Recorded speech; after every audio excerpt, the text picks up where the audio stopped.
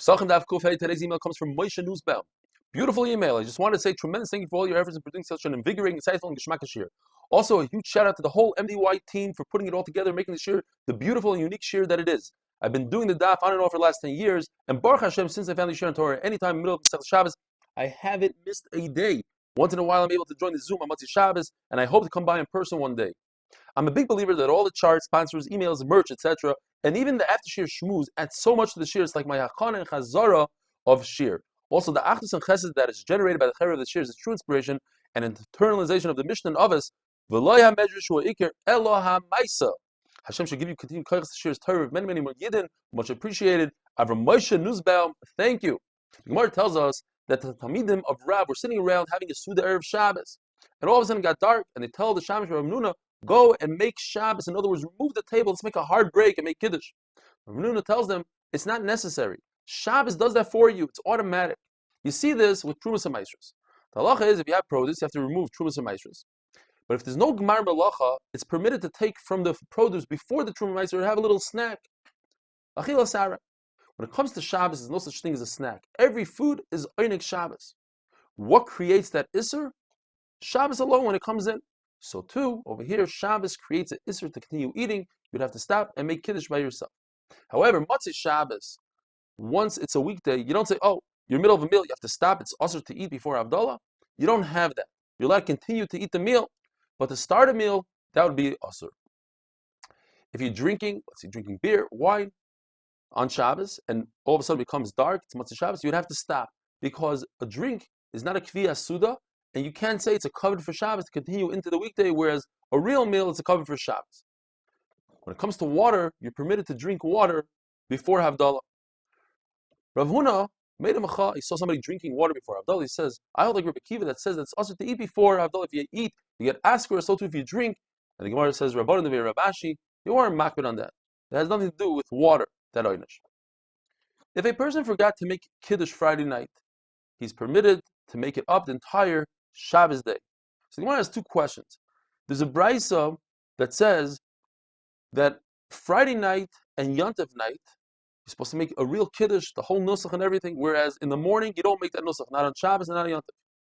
Friday night and Shabbos morning, Yontif night and Yontif morning, in Birkas Hamazon, you mention Ritzei, and on Yontif you mention Ya'al V'Yaveh.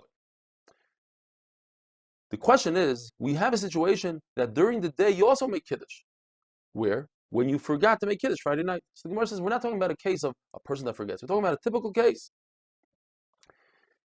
The halacha is that the Suda, the covet of the day Suda, should be more than the night Suda. In other words, if a person has enough wine to make Kiddush, that's not the question. But he has a little bit of wine to drink during one meal. Which meal should he use it for? The daytime meal. What if a person only has 1 cup of wine for Kiddush? Which one should he make? He should make Friday night Kiddush. The question is, if you could push off Friday night, if you forgot Friday night, you can make Friday night Kiddush during the day. So why shouldn't he just make the Kiddush during the day? And the answer is because we have a concept called Chaviva Mitzvah B'Shaita. When a mitzvah comes, don't delay, do it right then and there. The Gemara asks though, the halacha is, and we have to remember this brisa because the Gemara is going to learn 8 halachas from this brisa.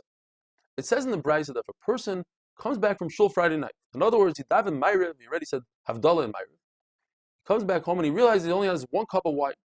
It's enough either for Havdalah or for his Melava Malka, the Birkas Hamazon. What should he use it for?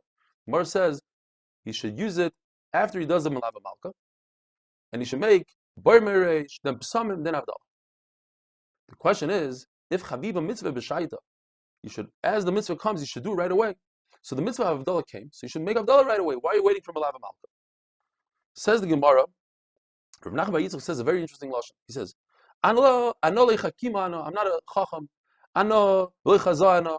not a big navi, I'm not an individual. Elo gamarna v'sadrana. I learned this from a Rebbe. I know the halacha is that when it comes to accepting Shabbos, you should accept Shabbos earlier. When it comes to delaying Shabbos, to say goodbye to Shabbos, you delay it as much as you can. And the Gemara says, I learned from here 8 halachas. Number 1, that even though you said Havdalah in shul, you still have to make Havdalah at home on a cup of wine. Second of all, Birkas Hamazon requires a cup of wine. Third of all, the cup of wine for Birkas Hamazon and Havdalah both require shear or revius. Otherwise, you can take whatever you have, whatever wine you have, and divide it in half. Use half for Havdalah, half for Birkas Hamazon. You see from here that the one that makes the bracha, or at least somebody that heard the bracha, should taste from the wine. Otherwise, you'll have enough wine for both. Another halacha, that if you taste from the wine, that whole cup becomes puzzle, becomes pogum. You can't use it again for another dvar mitzvah. You also see from here that even if a person ate a malav malka, you can still make havdalah. It's a machlekes later on in the sugya. Could you make havdalah after you eat? You see that you can make 2 kedushos on 1 cup. You can make Birkas Hamazon and havdalah on 1 cup. And finally, there's machlekes as we had earlier. Machlekes between Rameir and Rabbi Yehuda. How you learn the machlekes b'Shami and b'Silo. According to Rabbi Yehuda, b'Shami hold that first comes the ner, bar me'eresh, and then b'Sameh. And that's what the Brisa quotes. Although we, passing like B'Silel, that some comes first, and then Marej, and that's how we do today. Have a wonderful day.